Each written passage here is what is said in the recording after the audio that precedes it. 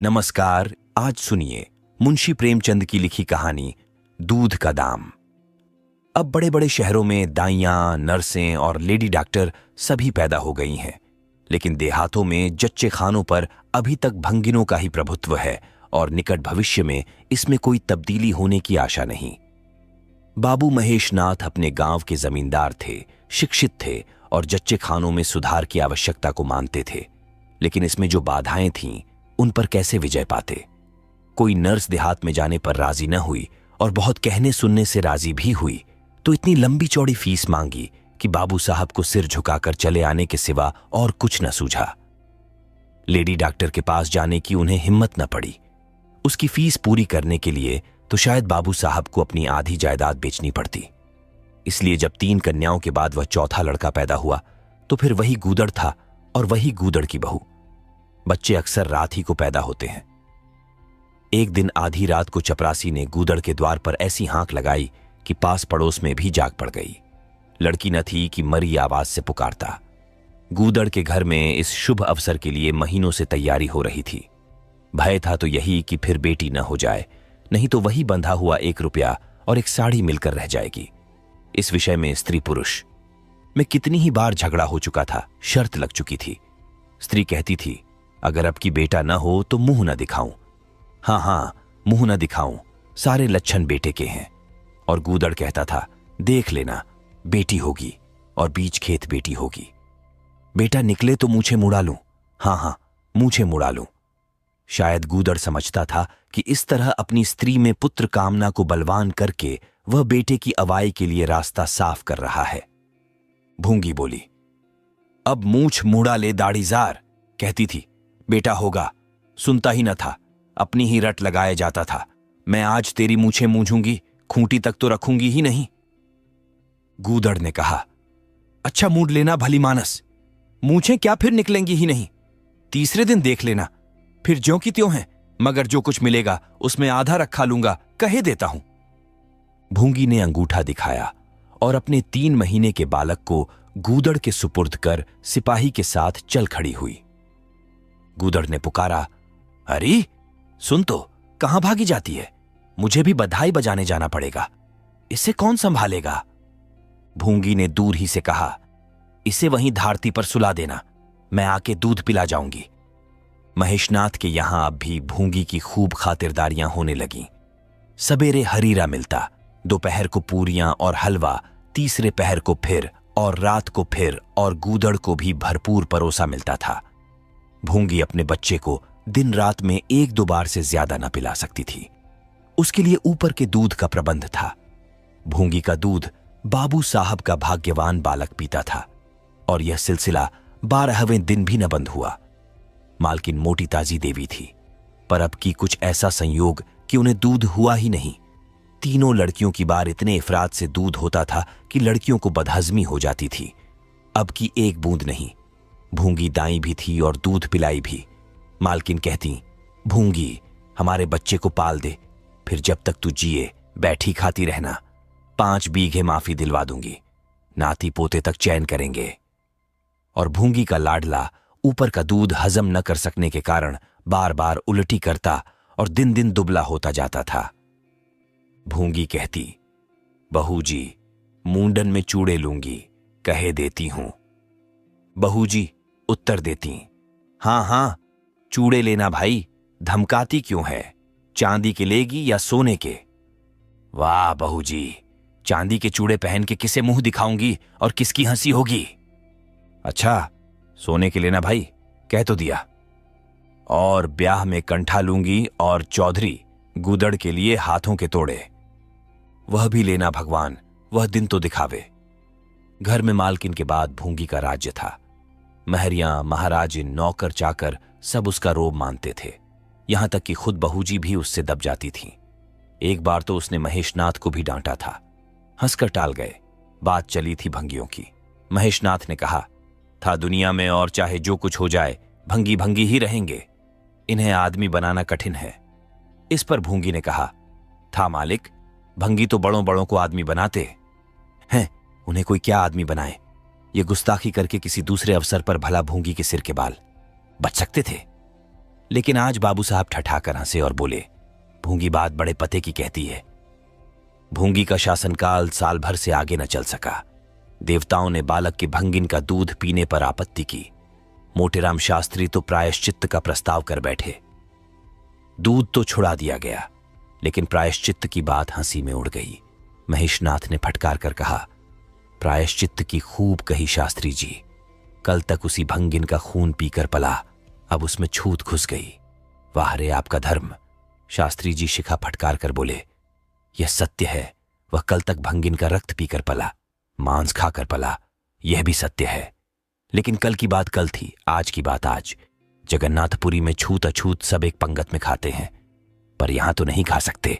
बीमारी में तो हम भी कपड़े पहने खा लेते हैं, खिचड़ी तक खा लेते हैं बाबूजी, लेकिन अच्छे हो जाने पर तो नेम का पालन करना ही पड़ता है। आपद धर्म की बात न्यारी है। तो इसका यह अर्थ है कि धर्म बदलता रहता है, कभी कुछ कभी कुछ। और क्या? राजा का धर्म अलग, प्रजा का धर्म अलग, अमीर का धर्म अलग, गरीब का धर्म अलग।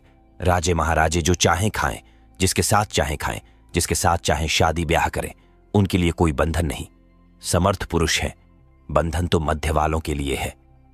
प्रायश्चित्त तो न हुआ, लेकिन भूंगी को गद्दी से उतरना पड़ा। हां, दान दक्षिणा इतनी मिली कि वह अकेले ले न जा सकी, और सोने के चूड़े भी मिले। एक की जगह 2 नई सुंदर साड़ियां, मामूली नैनसुख की नहीं, जैसी लड़कियों की बार मिली थीं। इसी साल प्लेग ने जोर बांध और गूदड़ पहले ही चपेट में आ गया। भूंगी अकेली रह गई, पर गृहस्थी ज्यों की त्यों चलती रही। लोग ताक लगाए बैठे थे कि भूंगी अब गई। फलां भंगी से बातचीत हुई, फलां चौधरी आए, लेकिन भूंगी न कहीं आई न कहीं गई। यहां तक कि 5 साल बीत गए और उसका बालक मंगल, दुर्बल और सदा रोगी रहने पर भी दौड़ने लगा। सुरेश के सामने पिद्दी सा लगता था। एक दिन भूंगी महेशनाथ के घर का परनाला साफ कर रही थी। महीनों से गलीज जमा हो रहा था, आंगन में पानी भरा रहने लगा था। परनाले में एक लंबा मोटा बांस डालकर जोर से हिला रही थी, पूरा दाहिना हाथ। परनाले के अंदर था कि एकाएक उसने चिल्लाकर हाथ बाहर निकाल लिया और उसी वक्त एक काला सांप परनाले से निकलकर भागा। लोगों ने दौड़कर उसे मार तो डाला, लेकिन भूंगी को न बचा सके। समझे, पानी का सांप है, विषैला न होगा, इसलिए पहले कुछ गफलत की गई। जब विष देह में फैल गया और लहरें आने लगीं, तब पता चला कि वह पानी का सांप नहीं, गेहूं वन था। मंगल अब अनाथ था। दिन भर महेश बाबू के द्वार पर मंडराया करता। घर में जूठन इतना बचता था कि ऐसे ऐसे 10-5 बालक पल सकते थे। खाने की कोई कमी न थी। हां, उसे तब बुरा जरूर लगता था जब उसे मिट्टी के कसौरों में ऊपर से खाना दिया जाता था। सब लोग अच्छे अच्छे बर्तनों में खाते हैं, उसके लिए मिट्टी के कसौरे। यूं उसे इस भेदभाव का बिल्कुल ज्ञान न होता था, लेकिन गांव के लड़के चिढ़ा चिढ़ाकर उसका अपमान करते रहते थे। कोई उसे अपने साथ खिलाता भी न था। यहां तक कि जिस टाट पर वह सोता था, वह भी अछूत था। मकान के सामने एक नीम का पेड़ था, इसी के नीचे मंगल का डेरा था। एक फटा सा टाट का टुकड़ा, 2 मिट्टी के कसोरे और एक धोती, जो सुरेश बाबू की उतारण थी। जाड़ा, गर्मी, बरसात, हर एक मौसम में वह जगह एक सी आरामदेह थी, और भाग्य का बली मंगल झुलसती हुई लू, गलते हुए जाड़े और मूसलाधार वर्षा में भी जिंदा और पहले से कहीं स्वस्थ था। बस उसका कोई अपना था तो गांव का एक कुत्ता, जो अपने सहवर्गियों के जुल्म से दुखी होकर मंगल की शरण आ पड़ा था। दोनों एक ही खाना खाते, एक ही टाट पर सोते। तबीयत भी दोनों की एक सी थी और दोनों एक दूसरे के स्वभाव को जान गए थे। कभी आपस में झगड़ा न होता। गांव के धर्मात्मा लोग बाबू साहब की इस उदारता पर आश्चर्य करते। ठीक द्वार के सामने 50 हाथ भी न होगा, मंगल का पड़ा रहना उन्हें 16 आने धर्म विरुद्ध जान पड़ा। छी, यही हाल रहा तो थोड़े ही दिनों में धर्म का अंत ही समझो। भंगी को भी भगवान ने ही रचा है, यह हम भी जानते हैं। उसके साथ हमें किसी तरह का अन्याय न करना चाहिए, यह किसे नहीं मालूम। भगवान का तो नाम ही पतित पावन है, लेकिन समाज की मर्यादा भी कोई वस्तु है। उस द्वार पर जाते हुए संकोच होता है। गांव के मालिक हैं, जाना तो पड़ता ही है, लेकिन बस यही समझ लो कि घृणा होती है। मंगल और टामी में गहरी बनती थी। मंगल कहता, देखो भाई टामी, जरा और खिसक कर सो। आखिर मैं कहां लेटूं? सारा टाट तो तुमने घेर लिया। टामी कूं कूं करता, दुम हिलाता और खिसक जाने के बदले और ऊपर चढ़ाता एवं मंगल का मुंह चाटने लगता। शाम को वह एक बार रोज अपना घर देखने और थोड़ी देर रोने जाता। पहले साल फूस का छप्पर गिर पड़ा, दूसरे साल एक दीवार गिरी और अब केवल आधी आधी दीवारें खड़ी थीं, जिनका ऊपरी भाग नोकदार हो गया था। यही उसे स्नेह की संपत्ति मिली थी। वही स्मृति ही आकर्षण, वही प्यार उसे एक बार उस उजड़ में खींच ले जाता था और टामी सदैव उसके साथ होता था।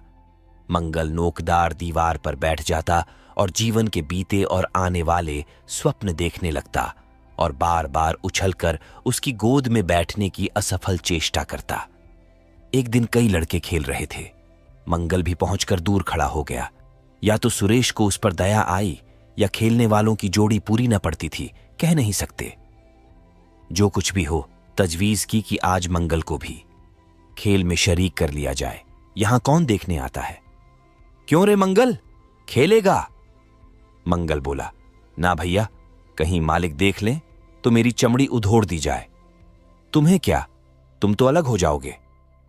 सुरेश ने कहा, तो यहां कौन आता है देखने बे? चल, हम लोग सवार सवार खेलेंगे। तू घोड़ा बनेगा, हम लोग तेरे ऊपर सवारी करके दौड़ाएंगे। मंगल ने शंका की, मैं बराबर घोड़ा ही रहूंगा कि सवारी भी करूंगा, यह बता दो। यह प्रश्न टेढ़ा था, किसी ने इस पर विचार न किया था। सुरेश ने एक क्षण विचार करके कहा, तुझे कौन अपनी पीठ पर बिठाएगा, सोच। आखिर तू भंगी है कि नहीं? मंगल भी खड़ा हो गया, बोला, मैं कब कहता हूं कि मैं भंगी नहीं हूं, लेकिन तुम्हें मेरी ही मां ने अपना दूध पिलाकर पाला है। जब तक मुझे भी सवारी करने को ना मिलेगी, मैं घोड़ा ना बनूंगा। तुम लोग बड़े झगड़ हो, आप तो मजे से सवारी करोगे और मैं घोड़ा ही बना रहूं। सुरेश ने डांट कर कहा, तुझे घोड़ा बनना पड़ेगा, और मंगल को पकड़ने दौड़ा। मंगल भागा, सुरेश ने दौड़ाया। मंगल ने कदम और तेज किया, सुरेश ने भी जोर लगाया, मगर वह बहुत खा खा कर थुल-थुल हो गया था और दौड़ने में उसकी सांस फूलने लगती थी। आखिर उसने रुककर कहा, आकर घोड़ा बनो मंगल, नहीं तो कभी पा जाऊंगा तो बुरी तरह पीटूंगा। तुम्हें भी घोड़ा बनना पड़ेगा। अच्छा, हम भी बन जाएंगे। तुम पीछे से निकल जाओगे, पहले तुम घोड़ा बन जाओ, मैं सवारी कर लूं, फिर मैं बनूंगा। सुरेश ने सचमुच चकमा देना चाहा था। मंगल का यह मुतालबा सुनकर साथियों से बोला, देखते हो इसकी बदमाशी, भंगी है ना। तीनों ने मंगल को घेर लिया और उसे जबरदस्ती घोड़ा बना दिया। सुरेश ने झटपट उसकी पीठ पर आसन जमा लिया और टिक टिक करके बोला, चल घोड़े चल। मंगल कुछ देर तक तो चला, लेकिन उस बोझ से उसकी कमर टूटी जाती थी। उसने धीरे से पीठ सिकोड़ी और सुरेश की राण के नीचे से सरक गया। सुरेश महोदय लत से गिर पड़े और भोंपू बजाने लगे। मां ने सुना, सुरेश कहीं रो रहा है, सुरेश कहीं रोइए, तो उनके तेज कानों में जरूर भनक पड़ जाती थी और उसका रोना भी बिल्कुल निराला होता था, जैसे छोटी लाइन के इंजन की आवाज। मेहरी से बोली, देख तो, सुरेश कहीं रो रहा है, पूछ तो किसने मारा है।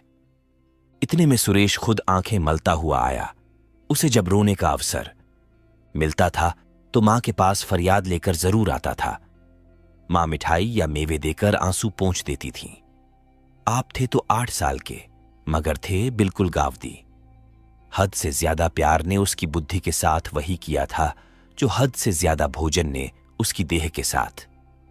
मां ने पूछा, क्यों रोता है सुरेश, किसने मारा? सुरेश ने रोकर कहा, मंगल ने छू दिया। मां को विश्वास न आया। मंगल इतना निरीह था कि उससे किसी तरह की शरारत की शंका न होती थी, लेकिन जब सुरेश कस्में खाने लगा तो विश्वास करना लाजिम हो गया। मंगल को बुलाकर डांटा, क्यों रे मंगल, अब तुझे बदमाशी सूझने लगी? मैंने तुझसे कहा था सुरेश को कभी मत छूना, याद है कि नहीं? बोल। मंगल ने दबी आवाज से कहा, याद क्यों नहीं है? तो फिर तूने उसे क्यों छुआ? मैंने नहीं छुआ। तूने नहीं छुआ तो वह रोता क्यों था? गिर पड़े, इससे रोने लगे। चोरी और सीना जोरी। देवी जी दांत पीस कर रह गई। मारती तो उसी दम स्नान करना पड़ता। छड़ी तो हाथ में लेनी ही पड़ती और छूत का विद्युत प्रवाह इस छड़ी के रास्ते उनकी देह में पैवस्त हो जाता। इसलिए जहां तक गालियां दे सकीं दी और हुक्म दिया कि अभी अभी यहां से निकल जा, फिर जो इस द्वार पर तेरी सूरत नजर आई तो खून ही पी जाऊंगी। मुफ्त की रोटियां खा खाकर शरारत सूझती है आदि। मंगल में गैरत तो क्या थी, हां डर था। चुपके से अपने सकोरे उठाए, टाट का टुकड़ा बगल में दबाया, धोती कंधों पर रखी और रोता हुआ वहां से चल पड़ा। अब वह यहां कभी ना आएगा। यही तो होगा कि भूखों मर जाएगा। क्या हरज है, इस तरह जीने से फायदा ही क्या। गांव में उसके लिए और कहां ठिकाना था। भंगी को कौन पनाह देता। उसी खंडहर की ओर चला जहां भले दिनों की स्मृतियां उसके आंसू पहुंच सकती थीं, और खूब फूट फूट कर रोया। उसी क्षण टामी भी उसे ढूंढता हुआ पहुंचा और दोनों फिर अपनी व्यथा भूल गए। लेकिन ज्यों ज्यों दिन का प्रकाश क्षीण होता जाता था, मंगल की ग्लानि भी क्षीण होती जाती थी। बचपन को बेचैन करने वाली भूख देह का रक्त पी पी कर और भी बलवान होती जाती थी। आंखें बार बार कसोरों की ओर उठ जाती। वहां अब तक सुरेश की जूठी मिठाइयां मिल गई होती। यहां क्या धूल फांके। उसने टामी से सलाह की, खाओगे क्या टामी, मैं तो भूखा लेट रहूंगा। टामी ने कूं कूं करके शायद कहा, इस तरह का अपमान तो जिंदगी भर सहना है। यूं हिम्मत हारोगे तो कैसे काम चलेगा। मुझे देखो ना कभी। किसी ने डंडा मारा, चिल्ला उठा, फिर जरा देर बाद दुम हिलाता हुआ उसके पास जा पहुंचा। हम तुम दोनों इसीलिए बने हैं भाई, मंगल ने कहा। तो तुम जाओ, जो कुछ मिले खा लो, मेरी परवाह न करो। टामी ने अपनी श्वान भाषा में कहा, अकेला नहीं जाता, तुम्हें साथ लेकर चलूंगा। मैं नहीं जाता तो मैं भी नहीं जाता। भूखों मर जाओगे तो क्या तुम जीते रहोगे। मेरा कौन बैठा है जो रोएगा। यहां भी वही हाल है भाई। क्वार में जिस कुतिया से प्रेम किया था उसने बेवफाई की और अब कल्लू के साथ है। खैरियत यही हुई कि अपने बच्चे लेती गई, नहीं तो मेरी जान गाढ़े में पड़ जाती। 5-5 बच्चों को कौन पालता। एक क्षण के बाद भूख ने एक दूसरी युक्ति सोच निकाली। मालकिन हमें खोज रही होंगी क्या टामी है। और क्या, बाबूजी और सुरेश खा चुके होंगे।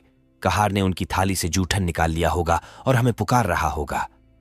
बाबूजी और सुरेश दोनों की थालियों में घी खूब रहता है और वह मीठी मीठी चीज हलाई। सबका सब घूरे पर डाल दिया जाएगा। देखें, हमें खोजने कोई आता है। खोजने कौन आएगा, क्या कोई पुरोहित हो। एक बार मंगल मंगल होगा और बस थाली पर नाले में उंडेल दी जाएगी। अच्छा तो चलो चले, मगर मैं छिपा रहूंगा। अगर किसी ने मेरा नाम लेकर न पुकारा तो मैं लौट आऊंगा, ये समझ लो। दोनों वहां से निकले और आकर महेशनाथ के द्वार पर अंधेरे में दबक कर खड़े हो गए। मगर टामी को सब्र कहां। वह धीरे से अंदर घुस गया। देखा महेशनाथ और सुरेश थाली पर बैठ गए हैं। बरोठे में धीरे से बैठ गया, मगर डर रहा था कि कोई डंडा न मार दे। नौकर में बातचीत हो रही थी। एक ने कहा, आज मंगलवा नहीं दिखाई देता, मालकिन ने डांटा था, इससे भागा है साइत। दूसरे ने जवाब दिया, अच्छा हुआ निकाल दिया गया, सवेरे सवेरे भंगी का मुंह देखना पड़ता था। मंगल और अंधेरे में खिसक गया। आशा गहरे जल में डूब गई। महेशनाथ थाली से उठ गए। नौकर हाथ ढुला रहा है। अब हुक्का पिएंगे और सोएंगे। सुरेश अपनी मां के पास बैठा कोई कहा, नी सुनता सुनता, सो जाएगा, गरीब मंगल की किसे चिंता है। इतनी देर हो गई, किसी ने भूल से भी न पुकारा। कुछ देर तक वह निराश सा वहां खड़ा रहा, फिर एक लंबी सांस खींचकर जाना ही चाहता था कि कहार पत्तल में थाली का जूठन ले जाता नजर आया। मंगल अंधेरे से निकलकर प्रकाश में आ गया। अब मन को कैसे रोके। कहार ने कहा, अरे तू यहां था, हमने समझा कि कहीं चला गया। ले खा ले, मैं फेंकने ले जा रहा था। मंगल ने दीनता से कहा, मैं तो बड़ी देर से यहां खड़ा था। तो बोला, क्यों नहीं, हाँ? मारे डर के। अच्छा ले खा ले। उसने पत्तल को ऊपर उठाकर मंगल के फैले हुए हाथों में डाल दिया। मंगल ने उसकी ओर ऐसी आंखों से देखा जिसमें दीन कृतज्ञता भरी हुई थी। टामी भी अंदर से निकल आया था। दोनों वहीं नीम के नीचे पत्तल में खाने लगे। मंगल ने एक हाथ से टामी का सिर सहलाकर कहा, देखा पेट की आग ऐसी होती है, ये लात की मारी हुई रोटियां भी न मिलती तो क्या करते? टामी ने दुम हिला दी। सुरेश को अम्मा ने पाला था। टामी ने फिर दुम हिलाई। लोग कहते हैं दूध का दाम कोई नहीं चुका सकता और मुझे दूध का यह दाम मिल रहा है। टामी ने फिर दुम हिलाई। आप सुन रहे थे मुंशी प्रेमचंद की लिखी कहानी दूध का दाम।